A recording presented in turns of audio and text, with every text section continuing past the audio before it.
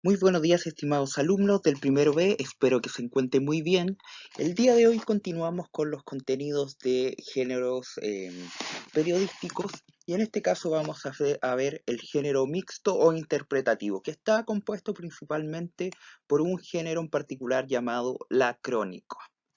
El objetivo para esta clase va a ser comprender e identificar las características de la crónica. En primer lugar, le comparto una serie de portadas respecto a esta coyuntura, lo que se dio lugar el día de ayer, que es la votación de este plebiscito que tenía como opciones la posibilidad de aprobar la construcción de una nueva constitución para Chile o la opción del rechazo.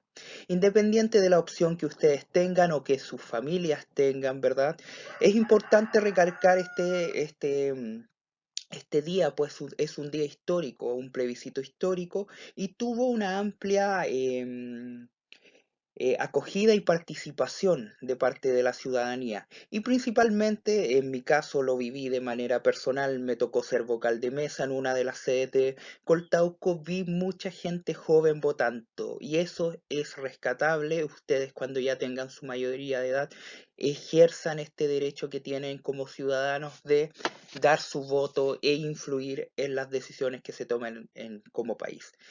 Más allá del resultado que haya tenido esto, ahora empieza un proceso bastante largo y que implica mucho trabajo de parte de la ciudadanía, que es em, determinar las personas que van a participar en esta convención constitucional y todos los debates que eso implica. Ahora, de aquí en adelante, hay que mirar hacia el futuro, qué clase de país queremos y en base a eso tomar las decisiones más, digamos, sabias posibles.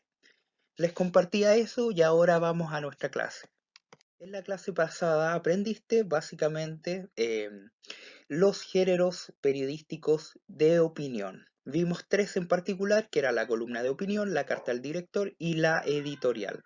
El primero de estos era un texto contingente, escrito y formado por personas, y esto era importante, lo voy a remarcar, personas destacadas en una determinada área.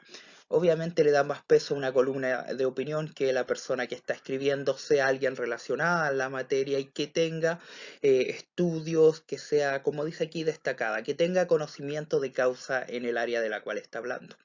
Luego estaban las cartas al director, que eran textos contingentes escritos, y ojo ahí, voy a detenerme. ¿Qué quiere decir que sea contingente? Que sea actual, que sea de algo que sea de interés en el momento para las personas. Por eso se da una opinión respecto a un tema. Por ejemplo, si habláramos de el resultado del apruebo y el rechazo, podemos ver una carta al director que sea respecto a eso, va a ser un tema contingente y está escrito básicamente por los lectores del periódico. Y esto es importante porque a diferencia de la columna de opinión, que tenía que ser una persona destacada en una determinada área, aquí puede ser un lector promedio que lee un diario y que quiere dar su opinión. No es necesario que sea un experto en la materia, por decirlo así. Y por último tenemos la editorial, que era el texto que representaba la ideología de una institución y que no llevaba firma, es firmada por el medio, no por una persona en particular. En una editorial tenemos que es el medio quien da su punto de vista. Por ejemplo, una editorial del diario La Tercera o el diario El Mercurio, donde dan su punto de vista con respecto a algún tema.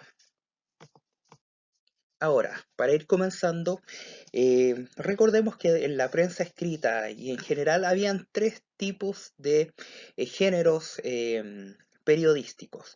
Uno de estos, algunos de estos son los informativos, donde encontrábamos la noticia que vimos y vimos también el reportaje. Estos géneros eran principalmente, como dice su palabra, entregan información, son informativos y tienden a ser objetivos respecto a la información que se entrega.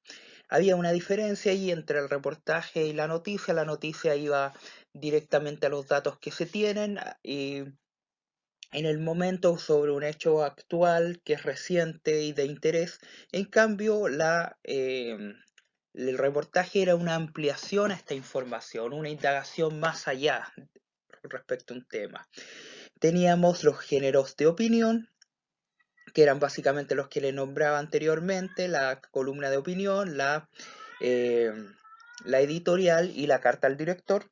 Y por último, los que vamos a ver el día de hoy, que son los interpretativos o mixtos. Al comienzo de esta clase les dije que iba a hablar sobre los géneros interpretativos y especialmente sobre la crónica. Y les pregunto a ustedes, ¿les suena familiar la palabra crónica? ¿La han escuchado en algún lugar?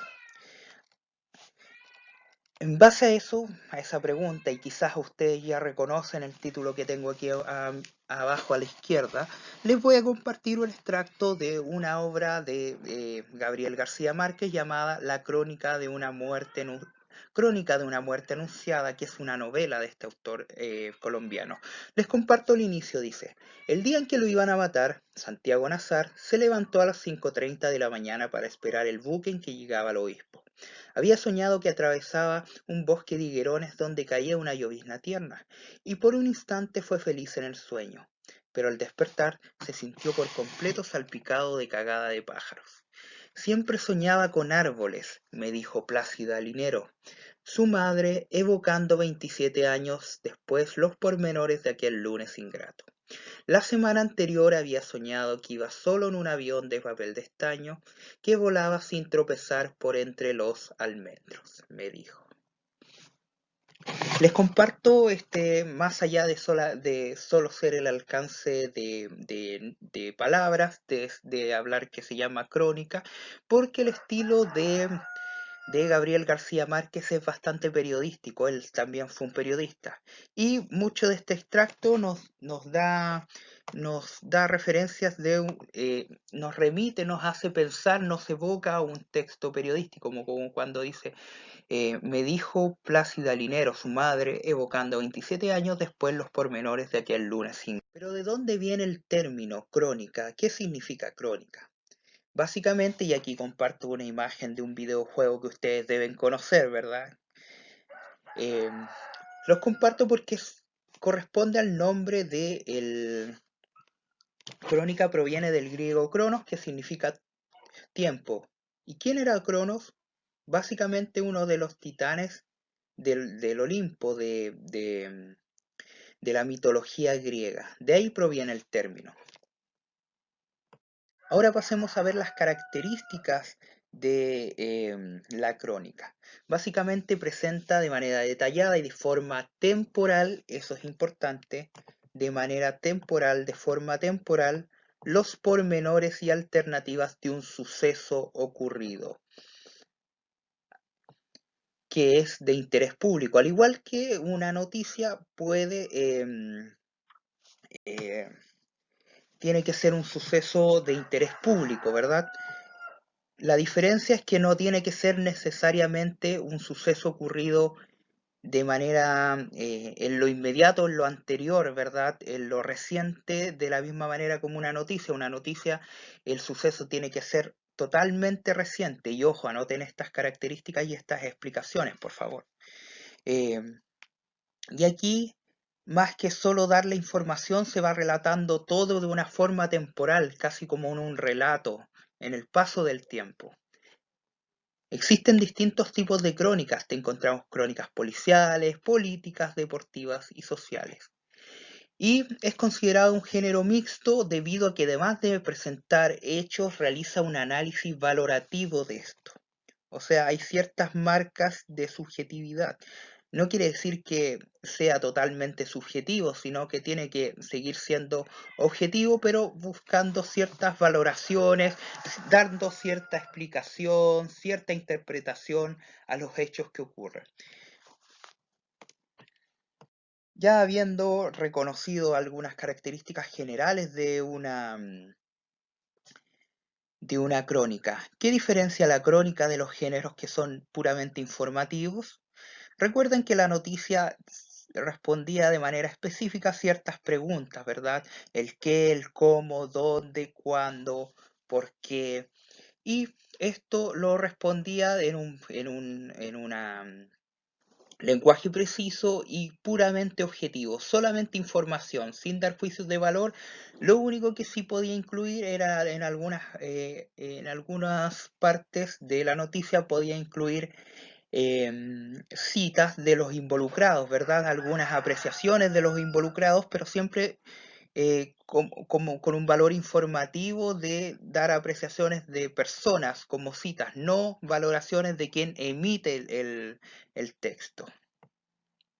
Y no se interpretaba la información a diferencia de este caso. Como mencionaba anteriormente, pueden haber distintos tipos de crónicas. Algunas de estas periodísticas pueden ser literarias, pueden ser históricas. Algunas otras características, y ojo, tomen nota por favor. Hay una autoría presencial, es decir, el cronista indaga, explora, verifica, pregunta, está en el lugar, está investigando, habla con personas, pregunta por aquí, por allá, recoge información en distintos lugares, habla con los involucrados, ¿verdad? Está en terreno investigando todo eso para poder realizar la crónica. Hay un trabajo mucho más exhaustivo que lo que se da en una noticia, por ejemplo. Hay una mayor libertad de estilos, ¿verdad? Vamos a ver un ejemplo y van a darse cuenta que incluso en algunas ocasiones parece una narración como un texto narrativo. Informa, pero también interpreta e intenta explicar los hechos, los por qué, cómo sucede, por qué se dio. No solamente darle información, omitir en algunos momentos algunas valoraciones respecto a la información. Puede ser oral o escrito. En las noticias, por ejemplo, de manera audiovisual pueden encontrar una crónica, ¿verdad? En la radio se puede presentar crónicas. Responde a preguntas tales que, cómo, cuándo, dónde, quiénes, lo que también se respondería en una noticia, pero de manera distinta en una variedad de estilos y con una libertad estilística mayor. Suele tener estructura, un título, una entrada, un cuerpo y una conclusión. Y este título también puede ir acompañado de un antetítulo, ¿verdad? De alguna bajada de título. Ahora les voy a presentar un ejemplo de una crónica. No va a estar completa porque era bastante extensa, pero elegí varios fragmentos para ir entendiendo de qué se trata y cómo reconocer una crónica. Tenemos en primer lugar un titular que dice los últimos minutos antes de que ardiera Notre Dame y luego una información complementaria a manera de bajada de título que dice las autoridades esperan abrir la catedral al público en 2024, aunque mencionan que es probable que no esté totalmente reconstruida para entonces. Luego se introduce el tema, dice, a pocos minutos de que acabara la misa vespertina, y ojo, remarqué esto porque y aquí ya hay una marca temporal. A pocos minutos. Dice, a pocos minutos de que acabara la misa vespertina en Notre Dame, Jean-Pierre Ledin escuchó una alarma de fuego. Y aquí tenemos, tenemos este verbo en pasado que nos da a entender, nos pone en un lugar casi de narración. Como tantos aquel día, y aquí hay un efecto estilístico casi narrativo, como tantos aquel día se conformó con mirar alrededor, extrañado, antes de verse obligado a evacuar la iglesia y ver cómo ardía ante sus ojos el edificio al que ha dedicado su vida. Como ven, hay un valor narrativo en, en su estilo narrativo. Se conformó con mirar alrededor extrañado, antes de verse obligado a evacuar la iglesia y ver cómo ardía ante sus ojos el edificio al que había dedicado su vida. Ya no está solamente en un lenguaje totalmente objetivo y directo y preciso en lo que está diciendo de la información, sino que ya le da un estilo diferente, ya más estético, ¿verdad? Mucho más casi literario. Ledin, jefe del gabinete del rector de la catedral, se encontraba en su despacho no muy lejos del presbiterio cuando escuchó la primera alerta. Bajé a la iglesia a comprobar que todo estaba bien. Aquí ya entramos, tenemos una cita, ¿verdad?, donde habla directamente Ledin. Pensábamos que era una falsa alarma, que era muy frecuente porque en la catedral hay mucho polvo y a veces eso las hacía sonar. Al principio no nos preocupamos, cuenta Levin. Levin, de 29 años, trabajaba en Notre Dame desde el 2012, primero ayudando en la misa y luego como mano derecha del rector. No es demasiado tiempo para un templo al que la mayoría del personal presume de haber dedicado 20 o 30 años, pero para él supone buena parte de su vida adulta. Junto a otros trabajadores de la catedral, evacuaron al centenar de personas que poco antes del cierre se encontraba en el interior. Aquí, nuevamente, está narrando los hechos como sucedió. Con un walkie-talkie hizo la última ronda, comprobando que no quedaba nadie en el interior y que los agentes que habían ido a verificar la alerta volvían sanos y salvos. Voy a continuar, no lo voy a leer todo en extenso porque es bastante y de hecho esto es un resumen nomás de una crónica más larga. Como se dan cuenta, aquí nuevamente da la voz al involucrado, ¿verdad? Que está relatando cómo sucedió y luego dice, incluso en estos momentos, y aquí hay una nueva marca temporal en esos momentos, prevaleció la convicción de que los bomberos llegarían y apagarían el fuego como pasa en la mayoría de los incendios. Aquí nuevamente da paso a la voz del involucrado. Luego va relatando minuto a minuto. Aquí dice, pocos minutos después de salir de la catedral, Oliver de Chalus, medievalista y hasta entonces jefe de los guías de la catedral, se unía a él y al rector de Notre Dame en la plaza de Parvis. Aquí ya va relatando en avance, luego el avance del fuego y así sucesivamente. Aquí el 15 de abril, sus conocimientos de Notre Dame y el exclusivo privilegio de haber pisado las vigas de madera que sustentaban el tejado no le fallaron. Y así sucesivamente va avanzando en el tiempo, contando cómo se va dándose este suceso. Y es importante que esto no fue escrito en el momento, no es instantáneo como una noticia que se recogen aquellos aspectos más importantes y se plasman y se contestan las preguntas y se le da una estructura. No, en cuanto a esto se da una investigación mayor y se recogen todos los pormenores. Seguimos leyendo y avanzando en esta crónica, en estas partes de la crónica, porque en realidad era mucho más extensa. Y si nos fijamos en los subtítulos, ya los que habían aparecido y estos que están acá, vemos cómo va avanzando en el tiempo el suceso. Aquí donde dice el derrumbe de la aguja, cuenta que a las 19:50 la aguja construida por Eugene Viollet-le-Duc en la restauración del siglo XIX, prácticamente consumida por el fuego, se vino abajo. En los alrededores de Notre Dame se oyó un grito hueco de incredulidad. Esto es bastante literario, dice, se oyó un grito hueco de incredulidad. Es bastante literario el estilo utilizado. Perdón. Luego ya habla de mantener viva la catedral, habla de cómo se están dando el proceso de reconstrucción, dice la actualidad del coronavirus, ha obligado a frenar las obras, pero también ha evitado que el foco mediático en Notre Dame vuelva a ocupar todas las portadas, ahorrando así un mal trago a los testigos del fuego. Aquí también nuevamente se cita las palabras, el relato de Ledin. Y ya pasa al día de hoy, al final dice hoy, el trabajo se centra en hacer posible la reapertura de la explanada y la catedral al público para el 2024, si bien es probable que el edificio no esté totalmente construido para entonces.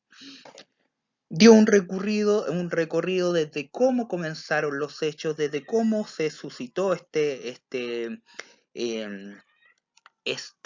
incendio hasta el día de hoy en que se encuentra el trabajo de reconstrucción. Esto paso a paso, relatando temporalmente, con relatos de los involucrados, ¿verdad? Y con un estilo que iba casi rozando lo literario, por decirlo así. Incluso podríamos decirlo casi literario el estilo que ocupaba la persona que escribió esta crónica. Eso es una crónica. Ahora a continuación les voy a compartir un link de una crónica periodística que apareció en las noticias, ¿verdad? Para que ustedes puedan reconocerla también en el lenguaje audiovisual. Aquí les comparto este link de YouTube, básicamente donde pueden, que lo van a encontrar en el PPT que les adjunto obviamente junto con el link del video. Y para que ustedes puedan ver una crónica de un noticiario de televisión. Para cerrar la clase, lo que hoy aprendiste fue la crónica periodística de los géneros mixtos. Es básicamente un género periodístico híbrido o mixto, como lo podríamos denominar. ¿Por qué? Porque tiene rasgos informativos y también interpretativos, aunque predominan los informativos, por supuesto.